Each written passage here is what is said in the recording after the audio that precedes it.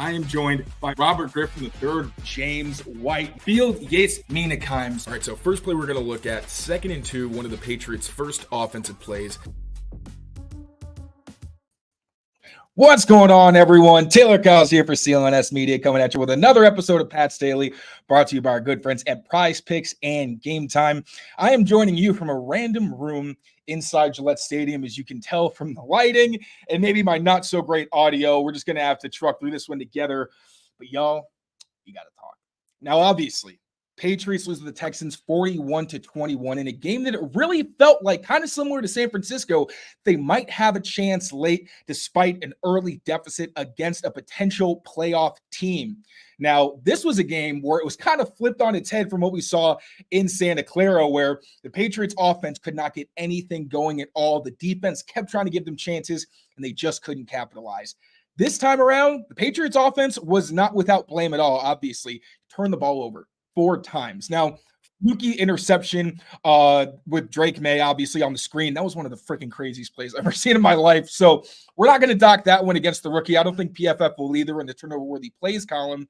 Obviously, his first interception, you like that one back. It took him a while to really find that groove with Demario Douglas. They finally did find it, though. That was among the things that were actually positive today.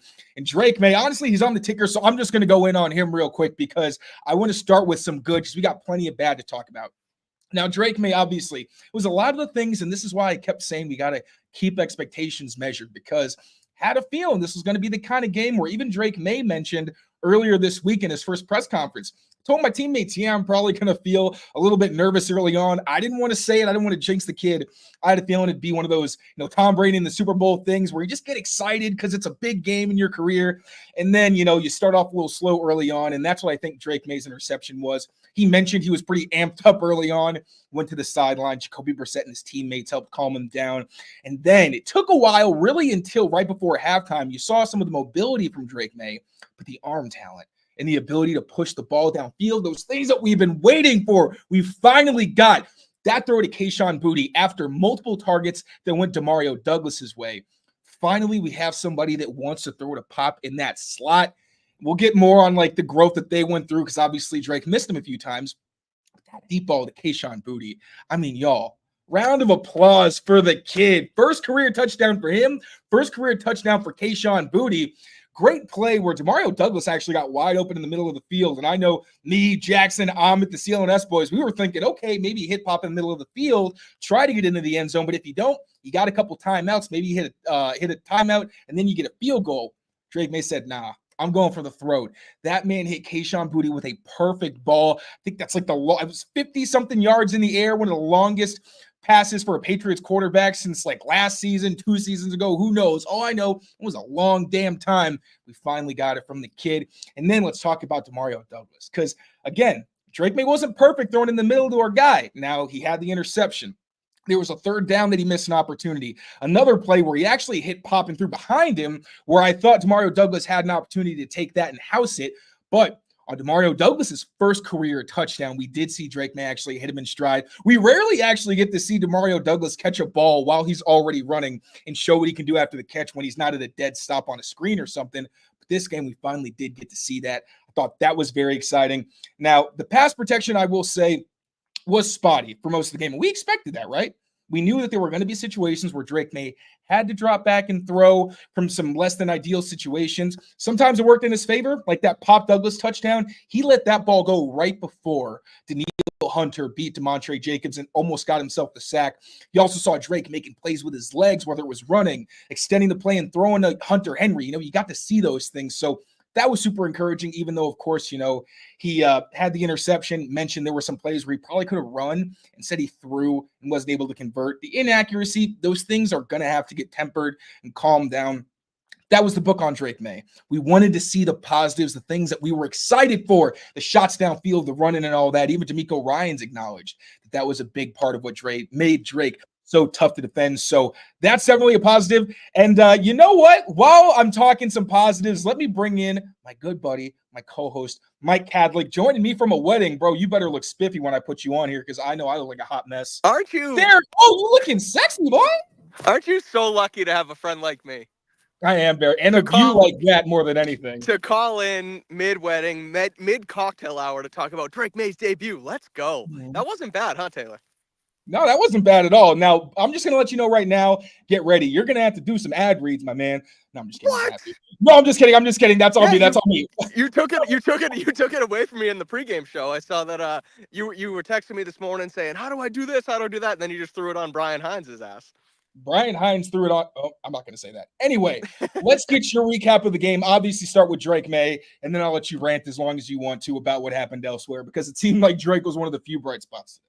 Yeah, Drake was definitely good. I liked the fact that, I mean, obviously they let him throw the ball around a little bit. He threw for over 200 yards the first time a Patriots quarterback did that all season long. And the turnovers, look, I mean, that's what's going to happen, and we kind of expected stuff like that, right? I mean, he's going to go back there. He's going to sling it around.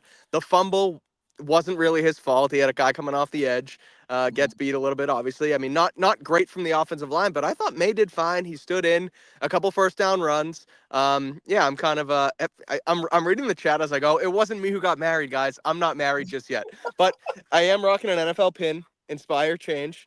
Oh my God, holding the NFL's water. Yeah, of course. Oh yeah. But no, Maye was good. Everything else not great. Defense letting up 41 points isn't going to do it. Christian Gonzalez gets beat in the end zone by Steph Diggs. Again, not great, but overall I thought he had a good game. But yeah, I mean, happy with Drake Maye. I think that's it's obviously better production on the offensive side of the ball. Absolutely, brother. So I'm going to let you get out of here. I want you to enjoy yourself because we don't have to bring you in for all the negative stuff. That's okay. But I do want to know. So Drake Maye obviously was awesome. What did you want to see different from the defense, though, man? Because we previewed it. We talked about how a big part of this was going to be stopping the run, right? Especially with Joe Mixon healthy. And we talked about keeping C.J. Stroud in the pocket. They did that the second one there. C.J. Stroud really wasn't able to move around. He had some big pockets early on that he capitalized on, but the run game, 250-yard runs allowed by, I don't even remember the last time that's happened for the Patriots. Yeah, I mean, look, we talked about how not having Juwan Bentley was obviously going to screw this defense up a little bit, right? And it happened. Tavai hasn't been great the last couple weeks, but Sione Takitaki comes back off PUP, and you think, all right, they're going to get a little bit more help from the linebackers from that second level, and it just doesn't happen. Mixon runs wild. Now, granted, he comes back his first game healthy and looks pretty good, but yeah, you'd like to see more. I was fine with the defensive backfield. Look, I'm kind of joking about the Christian Gonzalez thing. He gets beat in the end zone by Diggs, but overall a solid performance by him. Keeping Stroud in the pocket, he's just about one of the better quarterbacks in football, and that's what we hope happens to Drake Maye within the next couple of years. And so fine with that, but you really would like to see this team turn it around in the run game, because that can't happen. You can't let those guys run wild like that. 100%. Now you are starting to break up, so I'm going to let you go before this gets worse. But once again, thank you for joining, buddy. Love you. Have fun. Can you have me now? What? Did we hit our prize picks? Did we hit our prize picks, Jackson? I don't remember. We did. I'm going to look. How did Dell not hit? None of those catches were over 23 yards? Drake Maye's longest rush was over 11.5 yards. That might have been the one. I think his long might have been 11 yards. Yep, not good. Close. But it's fun. We get they go to London to play the Jaguars next week, 1-5. They're not great. That's maybe a potential win. And then they come home against the Jets, just fired their coach. So we'll see what happens there. But thanks for having me, Taylor. This was fun. It was fun. All right, go have fun, buddy. Have a beer for me. Later. Of course. All right, y'all. Now let's talk about the not so good. So I'm going to start this off with what I heard from Devon Godshaw. Now, a bunch of us stood kind of late in the locker room, wanted to hear what Devon had to say. He's one of the most accountable people in that locker room, especially on a defense where they've lost so many captains. They have so many captains banged up. Devon Godshaw has been the guy who really in the locker room after these games, especially after these tough losses, going back to last year, when I got to the beat, has always been willing to be very blunt and honest with us. Last year, you heard every single week from him and Dietrich Wise, who is a captain, how we're a better team than this. Like, we are a good football team. We just need to find ways to win games. A lot of that was because obviously the offense week in and week out, this defense was not allowing points. And one thing that I brought up to Devon, because he had a very different tone. It wasn't, this is a good team. And not that he was saying they were a bad team, but instead of kind of backing the defense and really being like, we just got to figure out what to do, there was frustration instead. And he's very annoyed because he feels like this defense is not playing up to their standard. Because now this is yet another game where the Patriots allowed over 100 yards on the ground. I spoke to Jerry Montgomery this on Friday. He mentioned they weren't happy with what the run defense was putting on the field, acknowledging there were different pieces in there. But Godshaw really was not happy. He said people need to take accountability in the locker room, and he doesn't think enough people are doing that. And I asked him, hey, I mean, you guys have a lot of really key players out. Christian Barmore isn't playing right now. Juwan Bentley may be done for the entire season. That's what we think it is. Jabril Peppers obviously has his situation. And then Matthew Judon traded away. Like, so many key pieces that aren't on the defense. So I wondered, how do you balance that? And how do you evaluate the team when that's the case? And what he said to me was, look, we had a lot of good players out last year. We were still a great defense. And this year, I don't think you can make the same argument. The pass defense isn't really living up to the standard that you would expect, especially the run defense isn't living up to that standard. And when you got somebody like Devon Godshaw, who consistently is the one in the middle who's holding his ground, getting off blocks and things like that, I understand it's frustrating when people around you aren't doing their jobs. Now, on the long touchdowns, one of them was both actually were to Raekwon McMillan's direction. One, I know Keion White was at the point of attack. And there was another where I know Jaquelin Roy, who actually had a good game overall. I hate that I have to bring this up because I really thought that, especially for a young guy who's just trying to get in the mix, that Jaquelin Roy really put a lot out there and had some impact plays. Second week in a row where the guy had a high effort sack. But the tackle attempt on Joe Mixon's long run, where he basically just throws his body at him, doesn't try to wrap up, and then Kyle Duggar kind of gets caught sleeping and gets run by. Another play, by the way, where Raekwon McMillan ran himself out of the fit. Like, Gerard Mayo, and we'll actually get to Gerard Mayo in just a second and what he thought about Drake Maye's performance and the defense overall. But I just thought it was really disappointing. The fact that Raekwon McMillan, I know he's busting his butt, but that guy has been a liability against the run. Obviously, you missed Juwan Bentley, but you need a linebacker who can get off of some of those situations where offensive linemen block you one-on-one. And you need to at least get in the way and not run yourself out of gaps. And that's been a consistent issue for Raekwon McMillan. Keion White, when I see all the explosive runs the Patriots have given up since week 3, they're one of the worst run defenses in the NFL. Bottom 3 might be the worst right now in explosive runs allowed. Keion White and Raekwon McMillan are always at the point of attack. Now, Keion White has more splash plays, and he at least gives you some back and forth, hot and cold, although you need more stability. But Raekwon, again, I really respect the effort he gives. He hustles so hard when it comes to passing and trying to take things away, but his effort in the run game just hasn't been good enough. So the Patriots allowed 200 yards on the ground. Completely unacceptable. But enough for me. Here is Gerard Mayo and his thoughts on what happened after the game. I thought he showed a lot of poise. I thought he went out there and controlled the huddle, got those guys out of the huddle, and once again made some plays. And it's definitely encouraging. From a team-wide perspective right now, we let him down. It was his first game, and I feel like I let him down. I'm sure all the coaches feel like we let everyone down, and we just got to be better. And that's what it is. We all know, we all watch it. They do need to be better. And, there's a point to, letting Drake Maye down. He kind of backtracked a little bit on that because I don't think that's exactly what he meant to say. But when you do have a quarterback in his first game, got those 3 touchdown passes, yeah, you're going to be disappointed. Even Devon Godshaw mentioned, this isn't like other games where, usually you don't expect us to give up 21 points. Usually when our offense scores 21, we should win the game. And he mentioned that, and that this was not that kind of game. So I'm also going to throw up a clip from Drake Maye and what he thought about his first NFL game, first NFL start in live action. Also, I'm taking Q&As in this one because, as you can see, I'm by myself. I try to basically spit everything that I thought at you, hot off the field, hot off of press conferences. But if you guys have any questions, we're going to throw them up and I'll try my best to answer them. I still need to watch the tape to have a better idea of what's going on exactly, but I will do my very best. Until then, throw those questions in. Here's what Drake Maye had to say about his starting debut. Ourselves today, I think that's the biggest thing. I think we put the defense in bad spots. And with how good our defense is, we can't. That's the least thing we can do. We can't get them when the ball's in the red zone. Giving the other team the ball in the red zone just makes it hard on them. And it starts with me. And I think we'll have some throws back, and especially the first interception. But after the touchdown, you feel like coming back in it, coming out of halftime, and there goes another turnover in the red zone. So just kept on hurting ourselves and. In this league, these teams are too good to do that. Yep, he's absolutely right. Now, I think we can all give Drake Maye a little bit of credit because I know the strip sack, that was a tough situation where DeMontre Jacobs, it's a quick throw, quick concept. He had to get the ball out of his hands fast. I believe that was a play where Hunter Henry was covered and he just had to get the ball out. I might be mixing up plays, to be totally honest, but Jackson, I'm actually going to play. I've been talking about Devon Gotcha's interview in the press box in the locker room after the game. I'm going to play that, and then Jackson is going to throw your questions up, and I'll get to all of those as well as I can. So here's Devon. About Gerard being tough is just guys, you got to take accountability. It's just like, even if you guys think the game was over at halftime, or not halftime, because the score was 14-7. Yeah. Say third quarter. If you thought the game was over at third quarter, it's really just about just having pride and shit. Just don't look like you had pride out there. Just to really don't know how to win. That's what it boils down to. It's really just frustrating. Because I really thought we did a good job in the run game. They had like 3 wham plays that creased us for a Mixon touchdown, a Mixon 60-yard run, and just same old story, man. I don't even know what to say. Go ahead. Just talk about pride. Yep. Can you expound on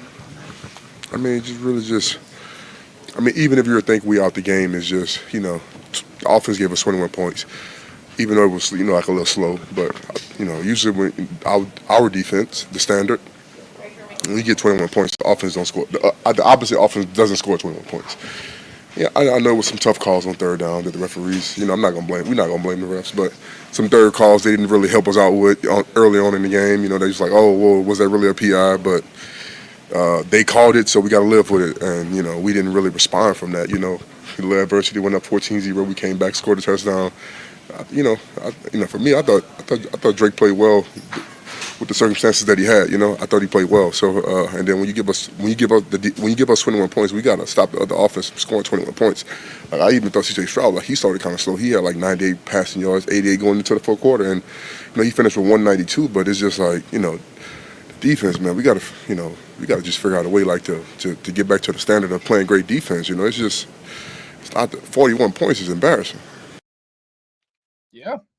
It is, in fact, embarrassing. And like you heard from Devon Gotcha, obviously there were times in this game where there were flags. It felt like they were ticky-tack. There were definitely some flags that were missed, some face mask calls like the one in Antonio Gibson. I know Jonathan Jones thought that he was held on Joe Mixon's touchdown, or I forget who exactly the running back was, I'm sorry, but on one of the touchdown runs that was bounced, I believe it was Joe Mixon.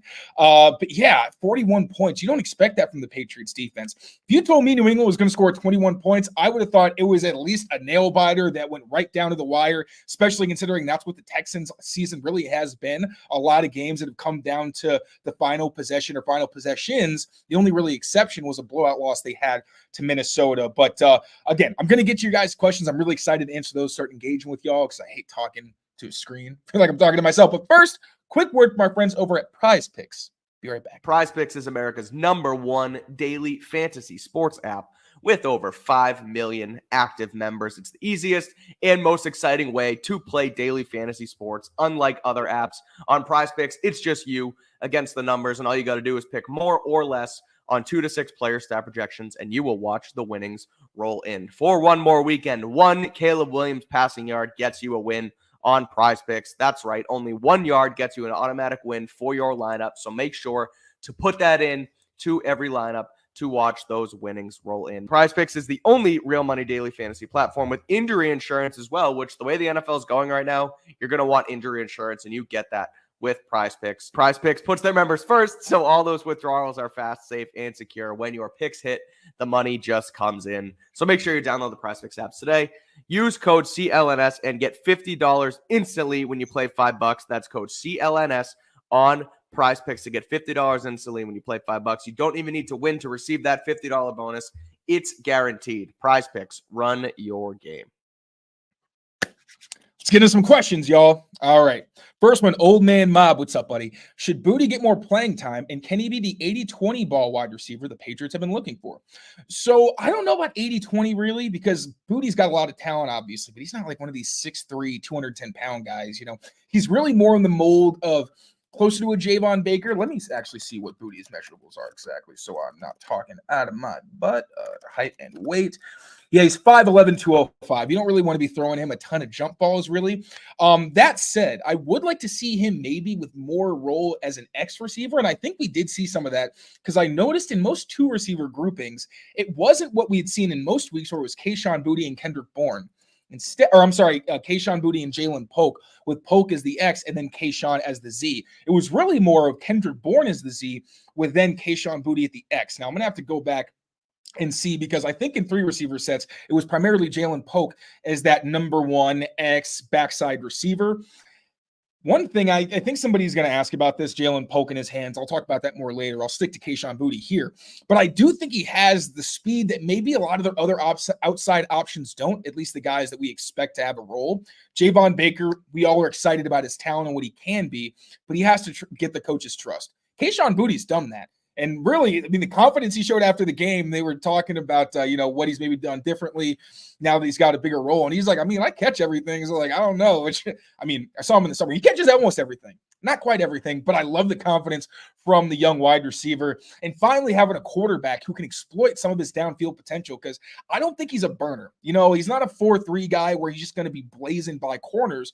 But I think him and Jalen Polk to a degree, if you put air under the ball and they can track it, it's tough on defenders because they want to run with you, but they're also inclined to look back and try to find the ball. The second a defensive back looks back, or they're just unsure, they can slow down. And that gives, those 4 or 5 guys a bit more of an advantage. So Boutte, not really an 80-20 guy, but I do think right now, I wouldn't be surprised if he was the guy who got the most snaps for the Patriots receivers. I really think he has earned a legitimate starting role, and I don't think that's going to change once KJ Osborne comes back. All right, Jackson, what else do we got? Good stuff, old man mob. I feel like we're going to hear from you again. Let's see. Do we have? Okay, awesome. What has to happen from here on out for the Patriots to have a successful season? That's tough. So, one, they're going to have to figure out some way to put a stable offensive line out there. Drake Maye's mentioned how tough it is to build camaraderie and chemistry when you have a different offensive line combination every week. And then when most weeks, it doesn't even stay the same for the entire game, because obviously we unfortunately saw Vidarian Lowe have to leave with an injury, gets replaced by Zach Thomas, who filled in very admirably, I will say. Poor guy is really more of a guard. I don't think he's played tackle since last year against the Bengals, ironically, when he was on the Rams, and that was a tough outing for him. I honestly thought that once Vidarian Lowe went out, they would have Jacobs on the left, moving one to tackle, and then have Sidy Sow at right guard, where he ended up once Michael Jordan had to leave for a few snaps. And then, of course, again, Michael Jordan had to leave for some point. So you had multiple offensive line combinations in the same game. I think that's going to be one of the biggest elements, because I think the biggest thing you saw that was missing today was the run blocking. I asked Hunter Henry why that was, if they were trying to take something away specifically, or if it was just execution. And he didn't really know. And it's tough to tell live because you don't really know what kind of blitzes guys are sending all the time. And, I'm trying to see a million things. So that can be tough. But the run game, I feel like a big part of it was the fact they didn't have a lot of chemistry up front. Beyond that, though, offensive line, we know that's got to get corrected. And then I think you'll see the running backs play better. I would say defensively, and really team-wide discipline has to be better. The penalties. This is not a team that can beat themselves. We hear that from them every week. They know it. We know it.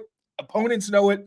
They cannot afford to beat themselves. Unfortunately, they did against one of the most penalized teams in the NFL. In my game preview, if you read it, I said that a clean game could really make the difference here. And I think we saw the opposite, and we got the opposite in terms of what you would have wanted the result to be as a Patriots fan. So discipline has to improve, but also defensively, the run defense. I think the pass defense for the most part is fine. Like, if teams are able to run the ball, yes, they're going to get their chunks over the middle. That's going to happen. But CJ Stroud, like Devon Dodchow mentioned, I think he went into the fourth quarter, some later part of the game, with 90 passing yards. He was picking his spots, and he was converting in some big moments, absolutely. But it's not like CJ Stroud's airing it out against you or anything like that. The run defense needs to scare teams away from going on the ground like they did last season. Now, I don't know if that's even an option, to be honest, because you don't have Juwan Bentley. We don't know when Christian Barmore will be back. Obviously, he'd be a huge difference maker, but those two guys are huge up front, the role they play and how hard it is to get them moved, their leadership, obviously, as well. Christian Barmore more from his play on the field, and Juwan Bentley is more of that, like, vocal leader. And then, we don't know what Jabril Peppers' situation is either. He's a massive guy. We're like on the touchdown run, the last one, we saw that Marte Mapu was in the slot, and he got kind of torched a little bit. Like, he got bodied out there. That's usually where you would see Jabril Peppers, who is not someone you're going to move off the ball very easily, especially with the wide receiver. So I think the run defense really needs to improve. I think they have to cut the penalties, and I think the offensive line has to find some way to get chemistry so they can at least be able to lean on the run game and not force Drake Maye to drop back 30-plus times like we saw today. What else? Should we go to some after this? We'll go to some Kendrick Bourne audio too. We got that for you guys. Do you think we should call the Giants about Evan Neal for offensive line help? Yes, call. I don't think you're going to get a very good response from them because teams are not trying to give away their good offensive tackles because, as we see, they're very hot commodities and they're very hard to get quality players. Also, I'm not going to front. I've not watched like much of any Evan Neal this year. I've watched enough rough offenses this year. I'm not trying to put more of that on my plate with Evan Neal. I know he's been up and down a bit in his career, but super talented guy, obviously. So yeah, call every team that you know that may be willing to give up an offensive tackle because I like Vidarian Lowe. I think Demontre Jacobs is doing his best out there. And I don't think either one of those guys, Zach Thomas included, is the reason you lost the game. But I do think, obviously, that having some kind of stability on the edges is absolutely crucial. All right, so before I get to the next question, I actually do have audio from Kendrick Bourne that I want to get to really quickly. So here that is right now. For you guys going forward? Yeah, he's like a natural leader. Like his aura, he has aura. So that's important in football, you know. Some people have aura, some people don't. And he kind of one of those. Like he doesn't have to try. He's that guy. So like it's important. You can tell when you see him, like he passed the eye test. And so when he's in the huddle, he knows what he's doing. And you can feel it. So it's important for us. And then Demario Douglas said something similar where it's just like, yeah, Drake Maye, like he's that dude. And you see it like when he's on the field. I mean, the guy has got zero steves when it comes to the uniform. I'm sorry, Drake. It's true. There's none. Yeah, you got to get like some undersleeves or something. I think he knows that because, you know, Drake kind of looks like a Madden-generated player out there. But the dude does have aura. When you're throwing damn near 50-yard touchdown passes to close the half when the offense could not put a 2-minute drive together to save their lives the rest of the year, maybe I'm missing one. I don't know. But yeah, absolutely, Drake's got that aura. Now, here is what we got on audio from Kayshon Boutte about his long catch from Drake Maye and his first career touchdown. Going into the second quarter, we didn't have the momentum from the first couple 3-and-outs back to back to back. So I was just like, defenses start sitting on routes if we're not throwing it deep. So I went to coach and I was like, we need to take a shot. Like I want the ball, and that was the opportunity, and it presented itself. Drake threw a great ball, great pass from him. And that's actually the second time this season that I can remember a player saying that, because Kayshon Boutte mentioned that he went over to the coaches and was like, hey, they're sitting on routes. Like, we got to do something and get them off. Kind of reminded me of the first game of the season when Ramondre Stevenson went up to AVP and was like, we don't need to do outside zone. They're trying to stop outside zone. Let's keep with duo. That's what's working well for us. At one point, you're like, all right, well, shouldn't the offensive coordinator kind of have a better feel for that and do that himself? But, sometimes it's also nice to know that an offensive coordinator is willing to listen to his young players because Kayshon Boutte, he's putting in the work clearly behind the scenes. I don't want to disparage him, but it's not like he has much of a track record with this team where Ramondre Stevenson obviously has been the offense for multiple seasons pretty much. So it was kind of cool to hear that Alex Van Pelt was willing to be open-minded. But at the same time, I do wonder why this is the second time we're hearing that a player had to go to the coaches and say, hey, we need to change something up based on what the defense has given us. So I'm going to get to one more question, and then we are going to hear from our friends over at Game Time. If they play like they have for the next 12 weeks, is Gerard AVP Covington's jobs on the line? Gerard Mayo, I think, is fine. I think that this, especially given the hand he's been dealt, I'm not trying to excuse what's been on the field. I think Gerard Mayo is pretty sick and tired of what he's been seeing on the field from, like, he told us pretty much, and he told the entire team, I forget what the phrasing was. I don't want to be, too flagrant, but I basically told him it wasn't good enough. And that's pretty much exactly what it was. He did not mince words. He told us what he told them. So I think Gerard Mayo was fine. Now, 2-3 seasons of this, yeah, we're going to have another conversation. Even 2 seasons of this, I think, would definitely get him on the hot seat pretty quickly. Alex Van Pelt. Now, with Drake Maye's development, I think that there has got to be a level of respect of what he's done there because Drake, obviously, he has some of the flaws he did before, but looks much different and much better than he did even earlier this spring. At the same time, and I don't think the play calling was an issue today. I really don't. I think the Patriots wanted to be more run heavy to protect Drake Maye a little bit. I was hoping for that as well. I know Kayshon Boutte mentioned they needed to be more explosive and try to get more big plays. And, to that point, I agree, but I feel like the big thing this game was hitting your spots. But when you're in an early deficit, that's kind of tough. So I'm not putting this on Alex Van Pelt solely, especially given the offensive line situation. I would rather go through the film before I, say anything good or bad about Van Pelt. Because even the decision to go for it before halftime, I got on him last week because I'm saying your offense has no momentum. What are you doing? And then even Gerard Mayo said, hey, it's about execution. It's like against the Seahawks, And even Alex Van Pelt said, I question whether I should have run it on 2nd and 2. This time, we saw why they went for it. When you have Drake Maye, obviously increases your margin for error. So, I'm not really going to get on AVP. I think it would take more truly incompetent offense. Now, the discipline obviously is a problem, but that's kind of a team-wide problem as well. The offensive line was a big part of that. You had no run game and a rookie quarterback. Like, that puts you in a tough spot. So I'm going to come down too hard on him. Covington, though, I would say the inconsistencies from this defense, I don't think he's going to get fired next year. I think he's a very highly respected coach around the NFL, and I don't think that, they would just do a one-and-done kind of year, especially because in most of these games, I think the defense is good enough. But it's games like this where you get run on for 200 yards. Like, that cannot be the standard. And that's not for any defense or any organization, especially this one where you commit so many resources like Devon Gotcha to make sure that you can stop the run. This is just unacceptable. And it's so hard because of the injuries. Like, I know Devon Gotcha said that was an excuse, but at the same time, like, it is what it is. And you got backups and key roles. I know that backups need to prepare like they're starters, but they're backups really for a reason. They're not current starters for a reason. So this is a tough question. I don't think anybody on the staff, barring like horrendous play, I'm talking like get to the point in the end of the season where we say, I don't even know if you can build on this. I think maybe then, but I just think it's too soon to really say. Sorry if that's a cop-out answer, but that's me being as, real as I can with you. Maybe I'll feel better or feel worse or better tomorrow after I watch some of the tape. We will see. But for now, I'm going to get my other questions ready. And until then, quick word from my friends over at Game Time. Be right back. Levi's Stadium at San Francisco 49ers, Patriots versus Niners. Little as $115 right now on the Game Time app. Not too bad if you're making the trip out there. If you didn't buy your tickets yet, wait a little bit more, but use Game Time because you might be able to get an even lower price as kickoff approaches. Game Time is the best ticketing app out there. We use it all the time. Our own game viewings, our concert viewings, etc.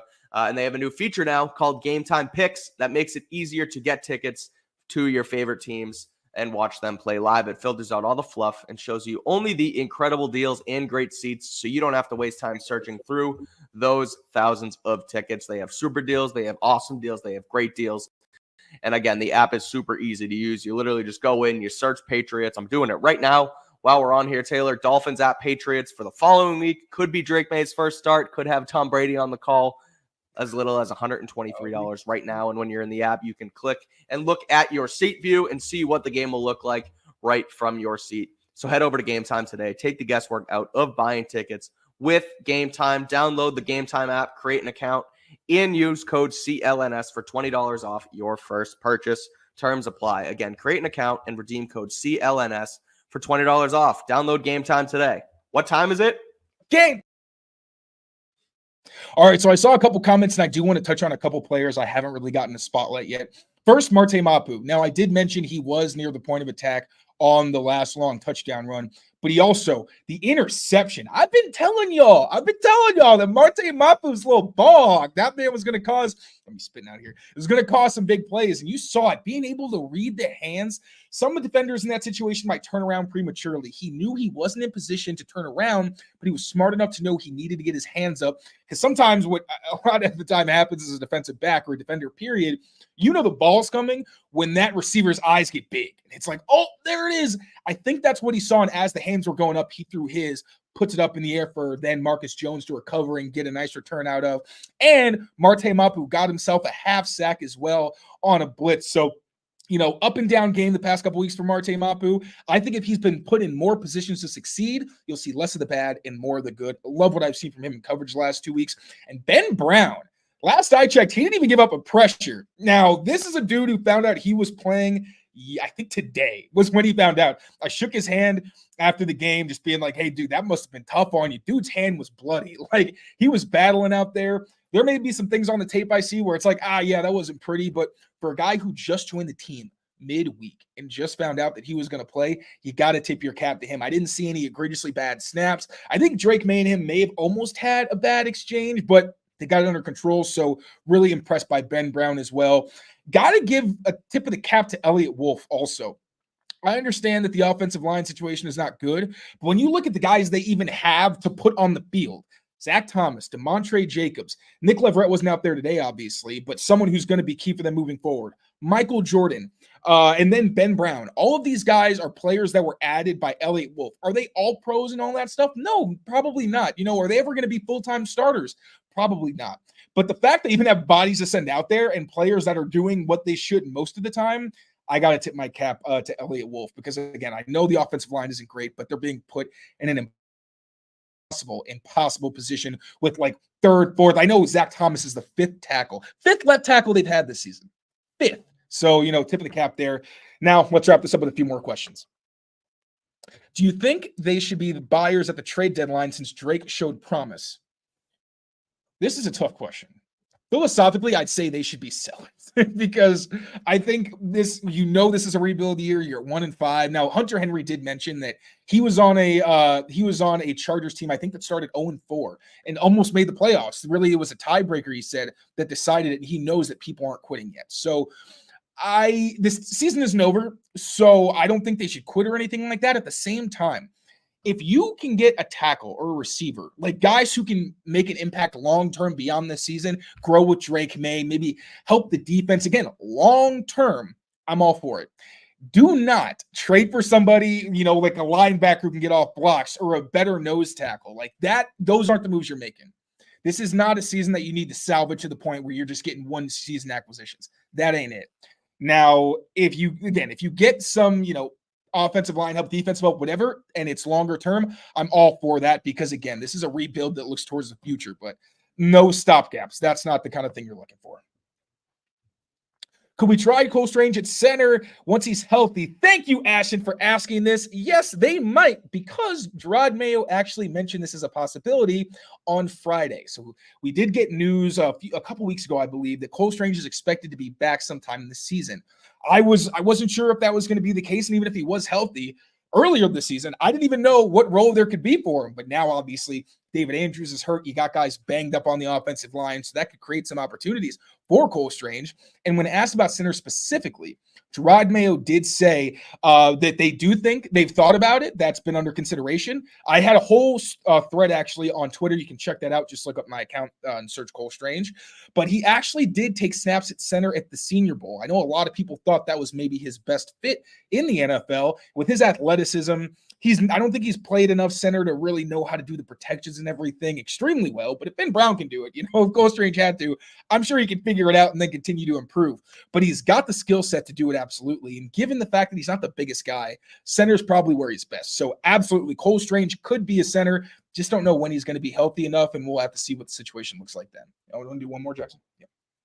One more, y'all.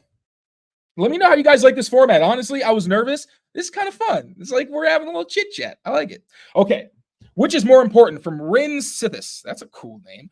To help Drake Maye, wide receiver or offensive line? I would say offensive line. It has to be. As much as I would love to say get him that X who can win really quickly in that one-on-one, like at the end of the day, I do think that Drake has the skill set to elevate the guys around him. Like we saw it, Kayshon Boutte and Demario Douglas, it felt like their talents were kind of wasted until this week where, you knew that Kayshon Boutte was a bit of a deep threat. You knew that Demario Douglas could make big plays with the ball in his hands, but it was so infrequent that he actually had the opportunities to make that happen. So I think that Drake Maye can elevate the talent around him, but I think the best case scenario is making sure he has protection because one, it'll preserve him and he's got the athleticism where if he's got a nice pocket and everyone's covered, he can use his legs and still make a play. He can hit tight windows if he needs to and challenge defensive backs when they think they've got perfect coverage. Because what's the one thing that beats perfect coverage, class? Perfect throw. There we go. Yeah. So if we're talking draft, that's different because in the draft, everyone's saying there's no first round tackle. There, I would absolutely rather take a wide receiver just for value and because I like Ted McMillan very much. And also, if you get a second round left tackle, it's not the worst thing in the world. But if I could have my perennial all pro at either one of those positions at this point, I think I'd have to go with offensive tackle. At least a picture of Mike on the screen. Sorry, Los, I don't have any pictures of Mike in my wallet anymore. He told me that wasn't okay. All right, though. That was a great time, y'all. Thank you so much for joining this post-game Q&A for the Patriots 41-21 loss to the Houston Texans. I'll be diving into the film tonight, trying to give you guys a little more perspective on what exactly happened today. But once again, thank you all so much for tuning in. This was really a blast. Try to do something like this maybe again in the future with me and Mike. But until that next time, everybody, take care of yourselves. Take care of each other. We will see you next time. Peace, y'all.